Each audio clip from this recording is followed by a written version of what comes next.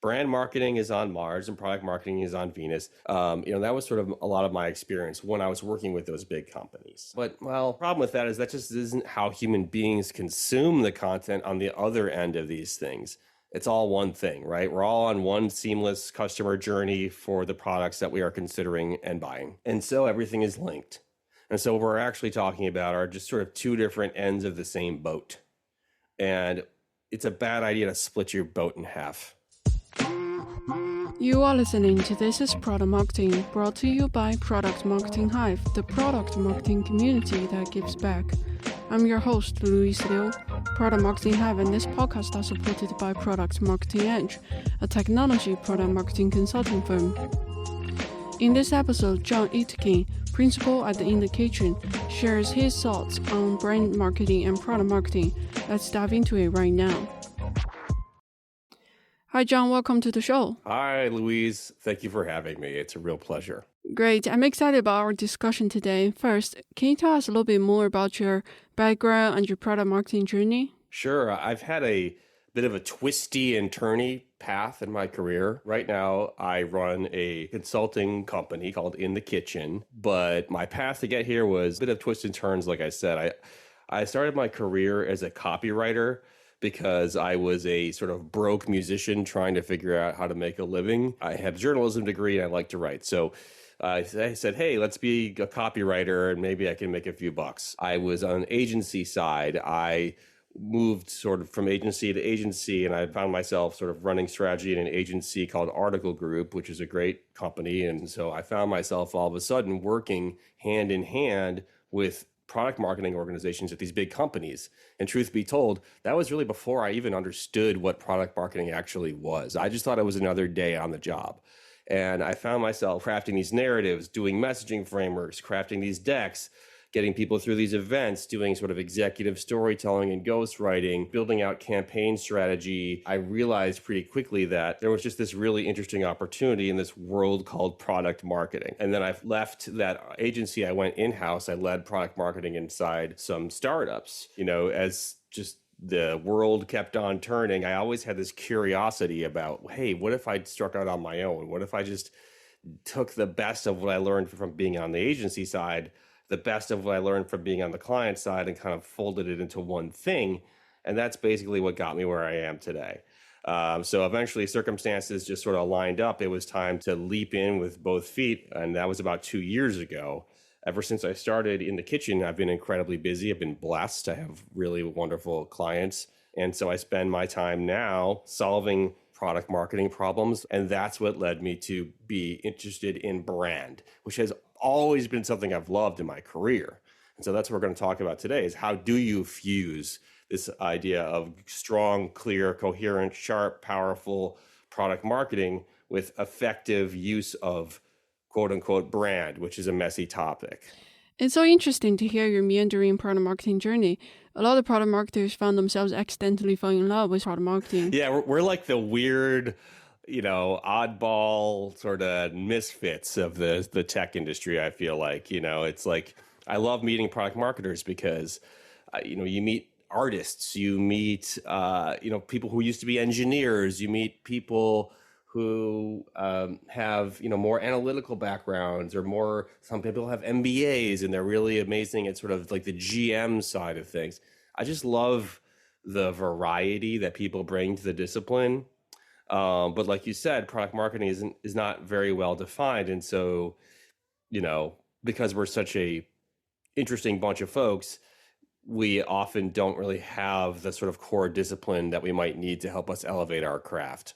Great. So let's talk about brand marketing and product marketing. Maybe in your own words, tell us, how do you define brand marketing and product marketing? That's a great question.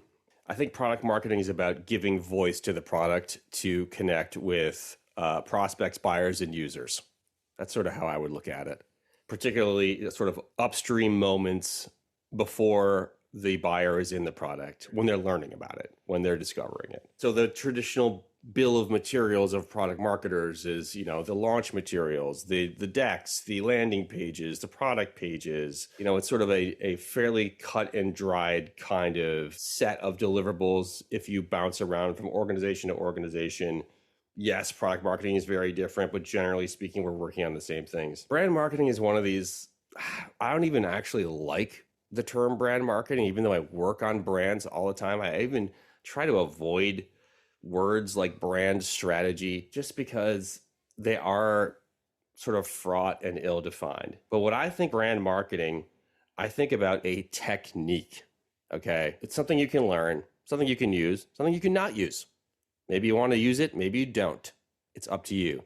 I think about it as a technique of designing big, bold, broad strokes into the market presence of a company to make it coherent, themed, distinctive, which we'll get into, and resonant. So brand marketing is really about these broader themes that will last a longer period of time.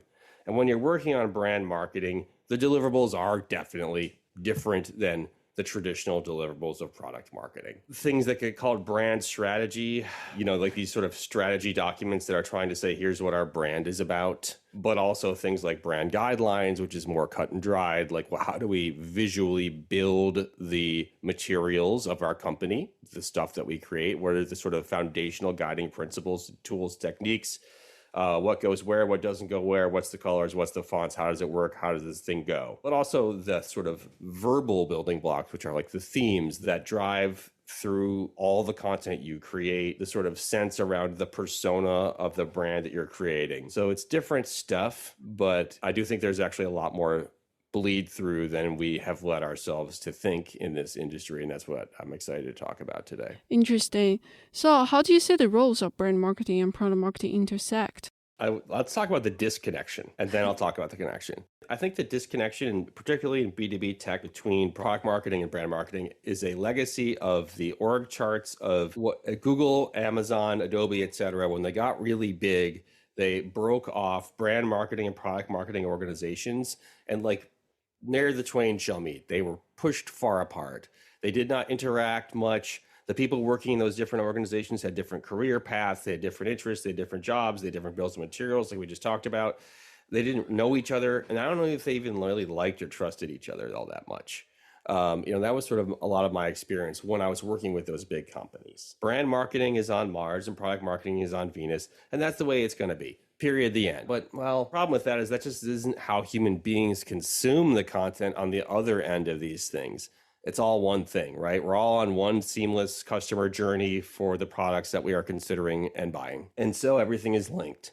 And so what we're actually talking about are just sort of two different ends of the same boat. And it's a bad idea to split your boat in half. The way I look at the commonality between brand and product marketing, I actually literally think that they have so many of the same jobs, and they might even have like the same job. So-called brand marketing and so-called product marketing both have a job to teach the market what is uniquely great about our products, why we're different, what to expect from us. I agree. And I think a lot of times the disconnections between the two functions probably also comes from the perceptions. I think it's easy for people to understand what is a product. There are physical products and there are SaaS, software as a service products. However, the concept of brand is not that intuitive to perceive. Brands are not tangible, right?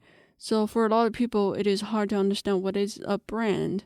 This might have contributed a bit more to the disconnections. So one of the things that people like to say is that your brand is your reputation, or your brand is the sum total of all interactions with you, which to me sort of feels like very hard to act on. And one of my favorite words to use, which I think I got this from like that website Marketing Profs, which I think still exists, but a very long time ago, is that your brand is the expectation, what people expect from you. Another one of my favorite analogies for brand in tech, up and coming companies, is to think about a steakhouse. If you think about like a nice fancy steakhouse in Manhattan, the second you walk into the door, everything you see, smell, hear, everything around you is setting an expectation that A, your food will be very delicious, and B, it will be very expensive, and hopefully C, you are very happy to pay that very high bill.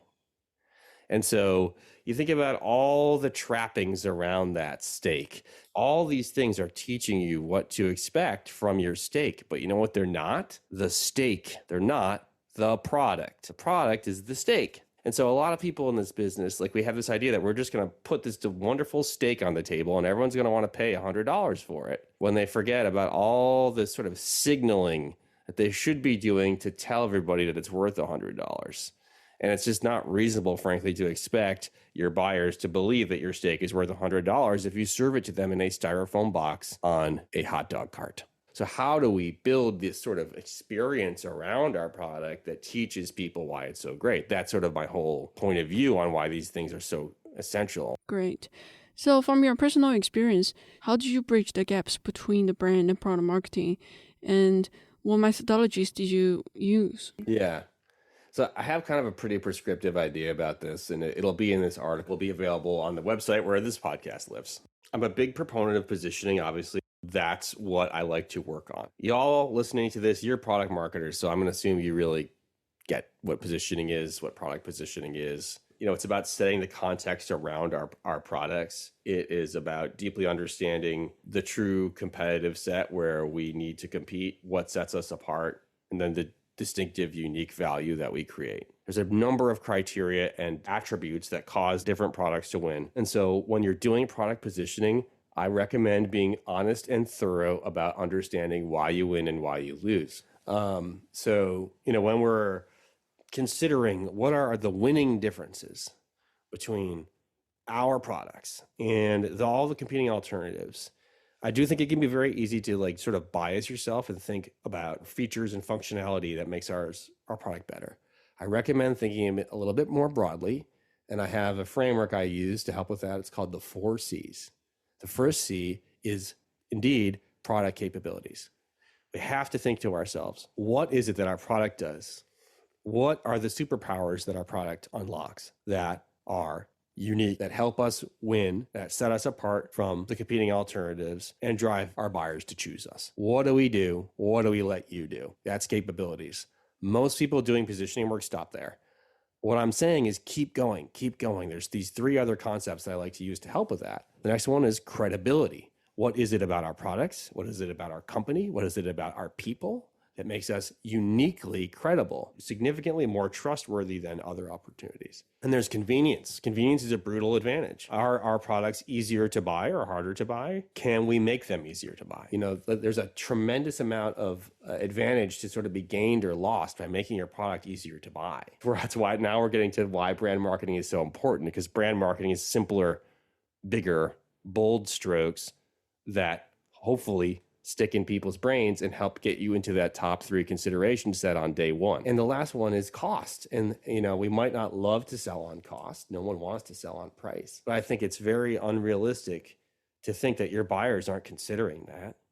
And so do you have a winning difference around the sort of cost to value ratio? Are you just cheaper up front? Are you cheaper to own? Is there a reason why your product is perceived as being less expensive or generating more value relative to the investment? If you look at those things, those 4 C's, capabilities, credibility, convenience, and cost, and just say, why do we win? And do that based on real information from your buyers, real data, real conversations, you're going to have a really broad and useful kind of wide-ranging conversation about what could be a winning difference. And then you'll be able to distill it down. So I don't think it's like everybody has a winning difference in all 4 of those categories. It might just be 1, it might be 2. But you're going to, at the very least, have thought it through and really understood what is it about our product and our company that helps us win over competing alternatives. Quite interesting. So among the 4 C's that you mentioned, capabilities, convenience, credibility, and cost, is there one factor more important than others? That's such a great question. I really think the answer to that question is in the market. We're the voice of our products. We're the sort of interface between our products and the market. I don't think you can really have religion about it, because I think you have to maintain sort of a beginner's mind and an open mind and let your customers answer that question, which you can do through qualitative research. Even if you've got CSMs and you've got AEs and CSMs are not talking to the customer about their journey. They're not talking about the key decisive moments where they discovered value and set your product apart from others. And so I do think that the customer is the person who answers that question. Which of those four C's takes primacy? Generally speaking, like winning differences, there's not too many of them. Like there's not 7 winning differences. If you really filter it down with a customer, there's usually like 1 or maybe 2. There is one thing I will say though. Age-old problem, classic problem. We built our company on mid-market or SMB, and now we want to go for the enterprise. But the enterprise companies really value credibility. A young startup by nature is at a credibility disadvantage. Because if you're going up against, Microsoft or SAP or something, those guys have been around since 1984. And you have not. Do not underestimate how powerful that is. But then when we get into some of this brand stuff, those are secret opportunities for you to telegraph your credibility and start to gain purchase. So tell us, in reality, what challenges have you faced in aligning brand and product marketing? Oh my God. I mean, I don't want to go on too much about that because it's a lot. Actually, there's so many. So people have internalized a lot of sort of silly stuff about brands, or it becomes this very fraught conversation. It's misunderstood. And then we have to have these arguments or confusion about what is a brand, what's a brand, and what isn't a brand. And we're working on brand now, so we should, we should take 6 months, and we should have this very fussy process, and we should write a manifesto about our, deep sense of purpose. And, it can just brand can just kick open this Pandora's box of activities. I'm not saying that they're universally bad or universally unhelpful, but are frequently unhelpful in the context of B2B tech companies. And it also can kick open this emotional door where everything feels very high stakes and sort of scary. People are afraid or they feel like it's like a personal expression. One of the most really, really tricky pitfalls. It's we're working on brand now, so everything has to roll up to the CEO or founders or whatever, and they have to feel like it's a personal expression of who they are in the world, personal to them. That is usually a recipe for failure, because branding is not a personal expression of your founders' aesthetic preferences or personality. It's a tool set, a technique that you use to systematically teach the market why you're different and better. It's tools. So I use that all the time when talking to people. We're building tools. We're making tools. The tools have to do jobs. And so there's just this fraught emotional trap that people can get into. And I've been in there, believe me, many times. It took me a long time to figure out how to get out of it because it's just so tricky. And that's why I think a lot of product marketers say they don't understand brand marketing. I don't get it. That's what they're really saying is I don't want to get it because I got involved in this last time and it was awful and I hated it. And it made me feel uncomfortable. And it was really it just was totally unfun. It took a ton of time and it turned into a big political mess. So I don't want to understand it. Frankly, I get that. So how do you see the relationship between brand marketing and product marketing evolve in the next few years?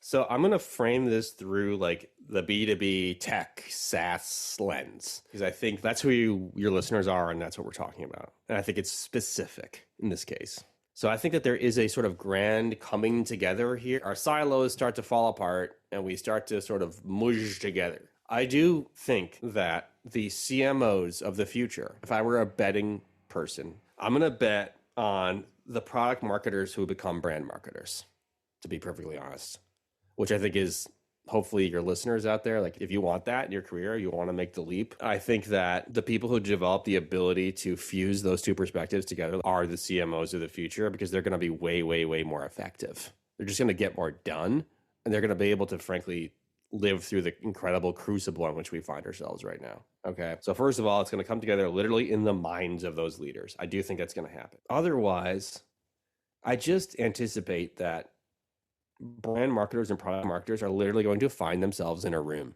So anticipate that. I think that will happen. I think it does happen. I think it increasingly happens. It's a good thing because I think we have arbitrarily siloed ourselves. So let's just break it down a little bit, like take a freaking deep breath and just enjoy each other's company and enjoy each other's differences. Do you have any final thoughts you would like to share with our audience today? My final thoughts, I think that there's a collective letting go here that we have in front of us as product marketers. I think that we have to be honest with ourselves about the state of our industry and what the effects of the last 10 years and the sort of change in our funding environment actually are. My personal belief is that the real changes that we're reckoning with in this industry are not AI, actually. It's a real change for sure. But I think that the changes we're reckoning with are the end of the zero interest sort of feeding frenzy, and the general maturation of the category of technology. Great book, Dealing with Darwin by Jeffrey Moore. When your category grows up, the sort of state of competition changes along some predictable patterns. Look into it, check it out, understand it. And we as product marketers sort of need to reckon with that. We can't change it, we can't push back on it. It's just something that simply happens. And so we must evolve as our categories evolve. I do humbly submit to you that as categories mature, the necessity of so-called brand marketing techniques becomes a lot more important. And so if we want to do a great job as product marketers, then we just simply must onboard these skills. And so that's what I'm telling you. That's my advice to you. Like, check it out with an open mind. Great. Appreciate the opportunity so much. I really do. I love the work that you're doing. And, product marketers, everybody should be listening to these podcasts. Like, you're putting out great material. It's a wonderful resource you're creating. Thank you for joining us today. Thank you for tuning into This is Product Marketing, brought to you by Product Marketing Hive, a product marketing community that gives back. Check out our website, productmarketinghive.com, to join our community, meet fellow product marketers, and access free resources. If you enjoyed our podcast, please subscribe and give a 5-star rating on the platform of your choice. See you next time.